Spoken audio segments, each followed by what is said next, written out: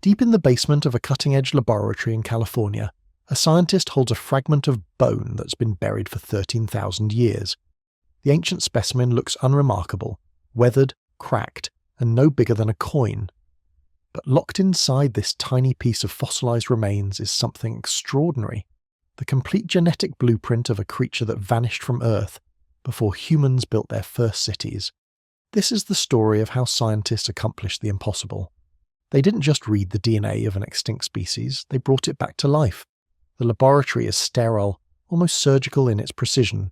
Every surface gleams under harsh fluorescent lights. Researchers move through the space wearing full protective suits, masks, and gloves. Contamination here isn't just a concern, it's the difference between groundbreaking discovery and complete failure.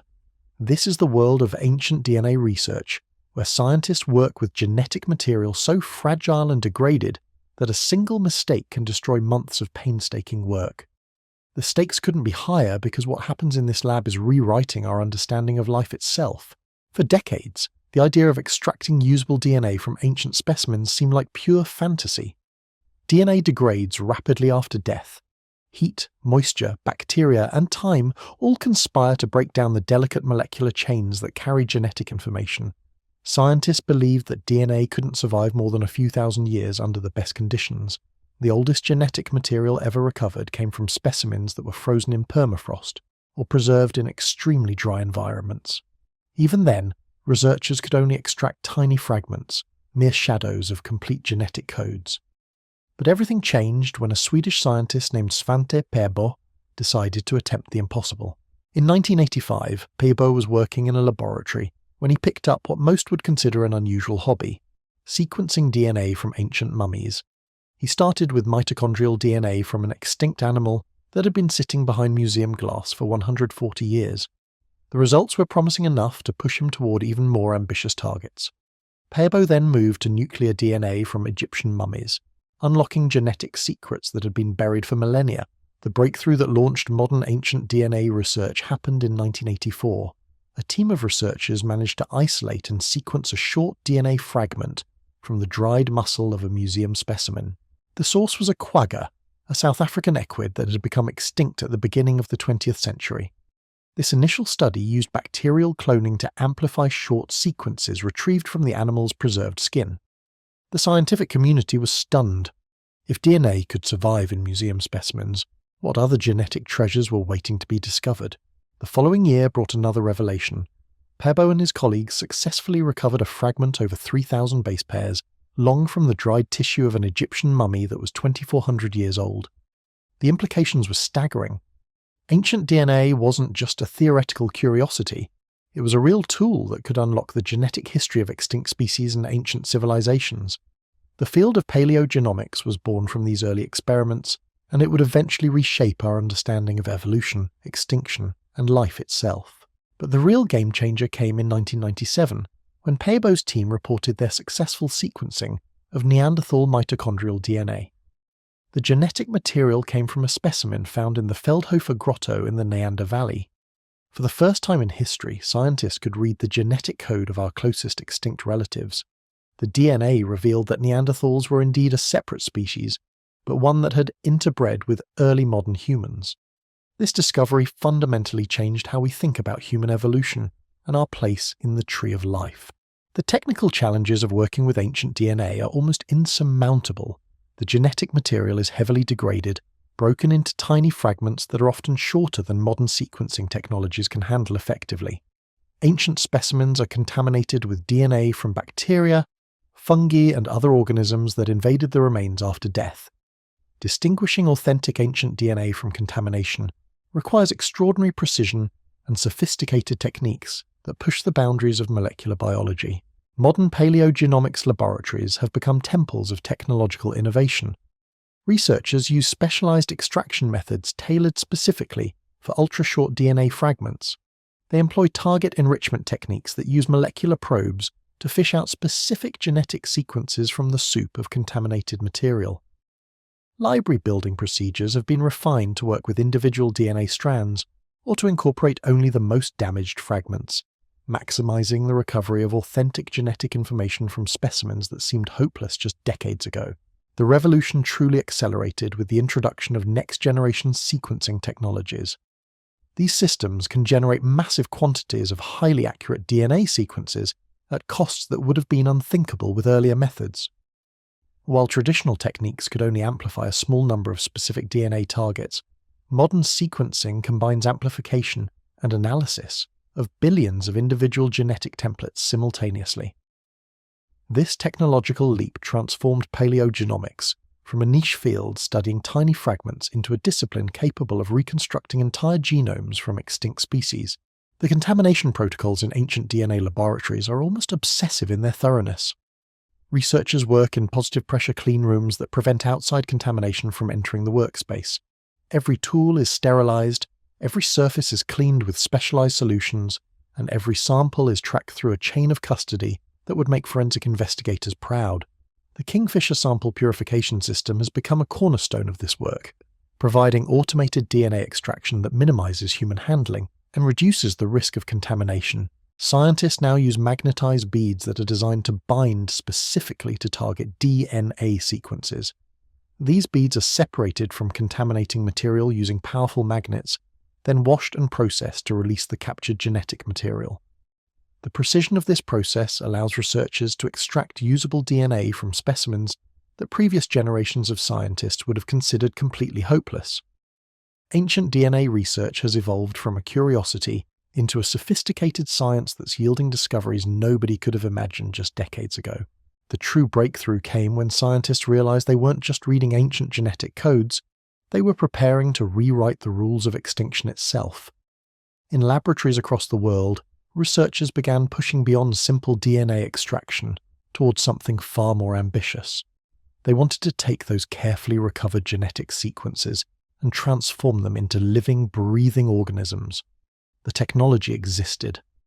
The question was whether anyone had the audacity to actually try it. In early 2024, a biotechnology company called Colossal Biosciences announced they were attempting something that sounded like pure science fiction. They weren't content with simply studying ancient DNA. They were going to use it to bring extinct species back from the dead. Their target was the dire wolf, a massive Ice Age predator that had vanished from Earth 13,000 years ago. The scientific community watched with a mixture of fascination and skepticism as the company assembled teams of geneticists, embryologists, and reproductive specialists. The process they developed was breathtakingly complex. First, researchers had to obtain high-quality ancient DNA from dire wolf specimens. They worked with fossilized teeth and skull fragments, extracting genetic material using the same meticulous techniques that had been perfected over decades of paleogenomics research. But extraction was only the beginning.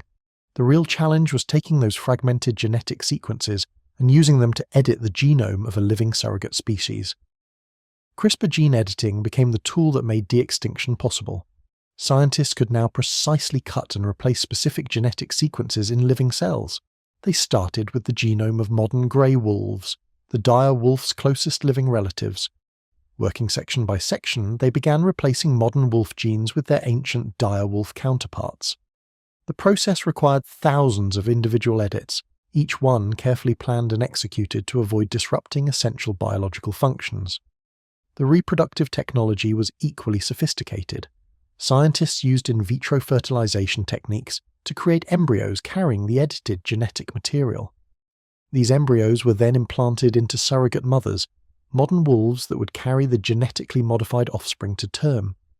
The entire process was monitored with the kind of precision typically reserved for space missions or nuclear weapons programs.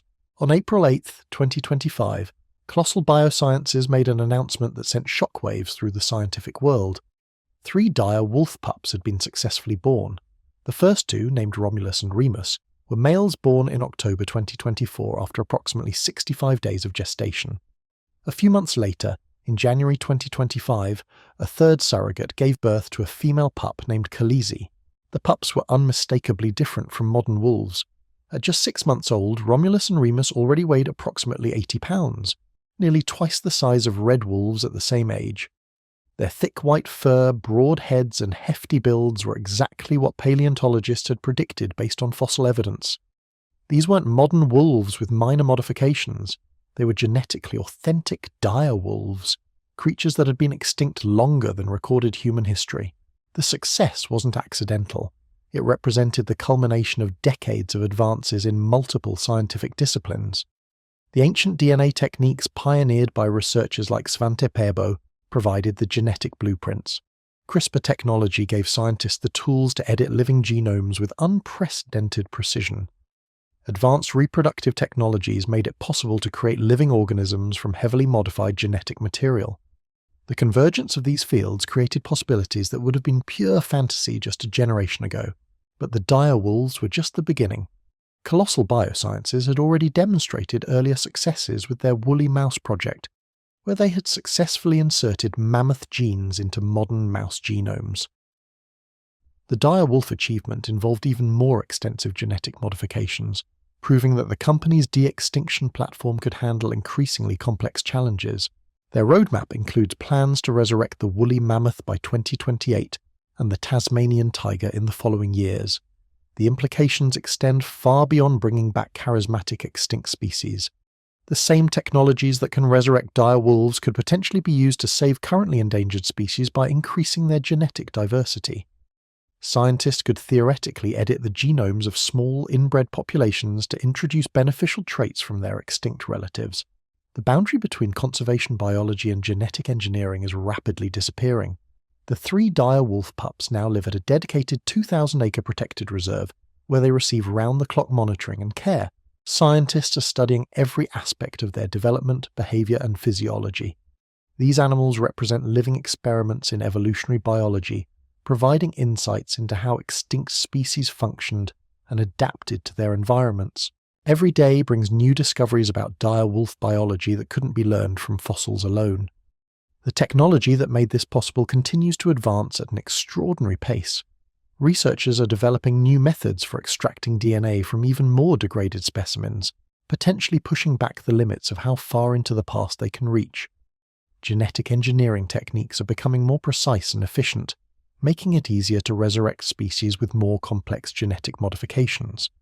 The combination of these advances suggests that de-extinction may become routine rather than revolutionary. From that first fragment of quagga DNA, extracted in 1984 to 3 living dire wolf pups playing in a protected reserve, the journey of ancient DNA research represents one of the most extraordinary scientific achievements in human history. What began as Svante Pääbo's curious hobby of sequencing mummy DNA has evolved into a technology capable of literally reversing extinction itself. The sterile laboratories with their obsessive contamination protocols, the magnetized beads fishing genetic sequences from degraded specimens, the next-generation sequencing machines processing billions of DNA templates, all of this cutting-edge science has converged to accomplish something that was pure fantasy just decades ago. The dire wolves now thriving at their reserve prove that the boundary between past and present, between extinct and alive, is not as permanent as we once believed. These aren't just scientific curiosities or genetic novelties.